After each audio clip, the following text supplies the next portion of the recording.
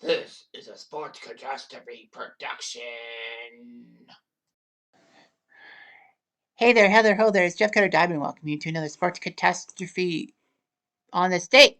And on this date, April 1st, it's no April Fool's joke. We start a brand new month of Sports Catastrophes. We start in 1996 when a famous broadcaster, not famous broadcaster, sorry, famous umpire passed away due to his obesity and all that.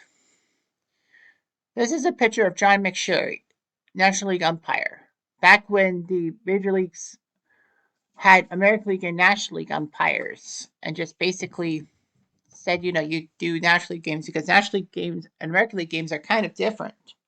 But the umpires in positioning on second base and their strike zones being different. But anyway, John McSherry, sorry, was practically a good umpire. He would be wearing number 10 when uniform numbers were worn by them. Anyway, he was officially listed at 6'2" and 328 pounds. 6'2", the normal weight would be like 180, 190, so he was way over. Wait. So anyway, he debuted as a major league umpire in 1971 as a third base umpire in a game between the Braves and the Astros. He was promoted to crew chief in July 1988.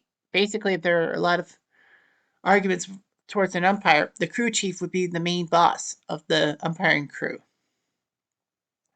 McSherry had 2 World Series being postseason umpire. He was in the 77 World Series when Reggie Jackson had that 3-home run game against the Dodgers to clinch the world title for the Yankees, and the 1987 World Series in which every game was won by the home team. He was also an NLCS umpire in 74, 78, 83, 84, 85, 88, 90, and 92. And did the National League Division Series in 1995. McSherry famously took himself out of Game 7 of the 1992 NLCS in the second inning due to illness, which was weird how that Game 7, Sid Slid had 3 umpires. Well, 5 umpires, excuse me, instead of 6, because the postseason they had someone down the left and right field lines. Anyway, McSherry would also consist of doing 3 All-Star games as umpire, 75-82, the famous 82 one in Montreal, and 91 in Toronto. He was the home umpire in 1975 when Bob Watson of the Astros made history, scoring the 1 millionth run in Major League Baseball history against the Giants. He was home plate umpire for when Larry Dierker threw a no-hitter as a member of the Astros at the Astrodome in 1976. He was the home plate umpire for Game 6 of the 1977 World Series. I thought he was like a second base umpire, but no, he was all that. So anyway, famously, when Tommy Lasorda decided to make a pitching change, he said to John McSherry, "Who should I go with?" And McSherry said Sosa, who then gave up Jackson's second home run in the 5th inning. He was the first base umpire in August 1984 when the Braves and Padres made a gigantic brawl, which involved the fans and all that.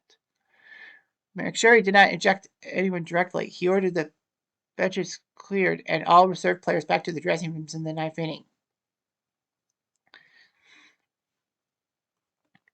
He was actually the home plate umpire to start Game 7 of the 92 NLCS, but because of dizziness, he had to take himself out. I don't know who was the umpire in Game 7 and all that. Who was the guy Game 7?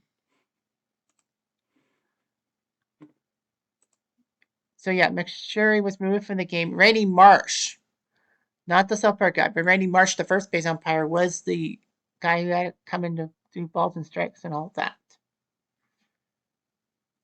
And Marsh had a consistent strike zone and all that.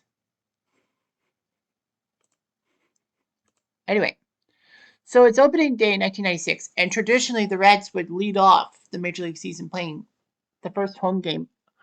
And the first game would be in Cincy because, after all, the Reds are the oldest continuous Major League team in history. So the Reds would face the Expos on opening day, and McSherry was the home plate umpire. 7 pitches into the game, McSherry called a timeout, spoke to Reds catcher Eddie Tubbenstein, and walked slowly towards the Reds dugout. moments after signaling for the second base umpire to come in and replace him, as tradition was.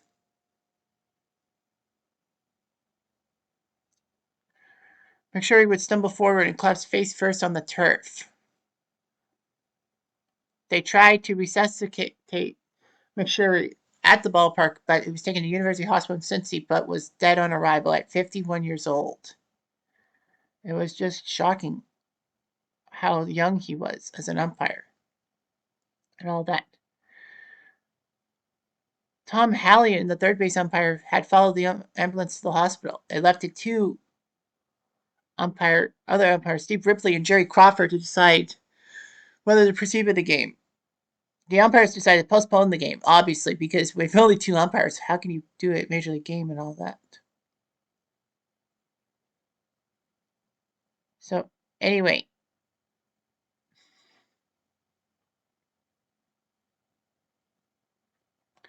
so that wasn't the worst part. Yes, McSherry had problems, and he was listed at 328 pounds, but he weighed closer to 380, so that could be a problem and all of that.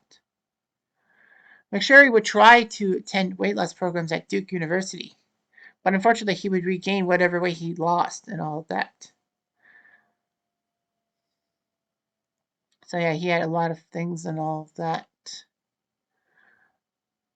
Well, regardless of that, that wasn't the biggest problem with the McSherry collapse. The bigger story was Marge Schott, the owner of the Reds, quoted as saying, "Snow this morning and now this? I don't believe it. I feel cheated. This isn't supposed to happen to us. Not in Cincinnati. This is our history, our tradition, our team. Nobody feels worse than me." Unfortunately, that would be a public gaffe. Basically, she was bitching that the Reds had to postpone the first game of the season because of McSherry's heart attack. It seems very insensitive and all of that. Anyway, Schott did send flowers to the umpire's dressing room and hastily wrote a sympathy note attached to the flowers. The only problem was a report surfaced that Schott was given those same flowers by Sports Channel Ohio. So logically, she had regifted flowers, which was not a good idea. The Reds did win the following day, beating the Expos 4-1. McSherry had suffered a heart attack caused by severe coronary artery disease. He went into cardiac arrest when he collapsed during the game. The weird thing was that McSherry had a doctor's appointment the day after he died, which was just unbelievable. He had a cardiac arrhythmia and all of that. Anyway, baseball had compelled its umpires to be more physically fit. Eric Gregg, who also had a big strike zone and was big and all that, made an effort to lose excess weight through exercise and diet, but resigned after the 99 season in dispute with Major League Baseball. The unfortunate part for him was that he ended up dying of a stroke at 55 in 2006. So it was just unbelievable how umpires could die that young and all that. I mean, for an umpire to collapse at a major league game in front of maybe a TV audience, I don't know if Montreal broadcasted that game on Radio Canada or RDS, which is TSN French. But the fact is, it was just unbelievable. And Marge Schott to be kind of insensitive and regifting flowers and all that, that wasn't the worst of her problems, as she would be basically saying that Hitler was good until the end, and also making some derogatory comments towards her own team that cost her dearly and cost her the franchise as owner. But still, it was just hard pressed and all that. And umpires had to be a lot more fitter, and that was the truth. Anyway, I'm Jeff Diamond. I do.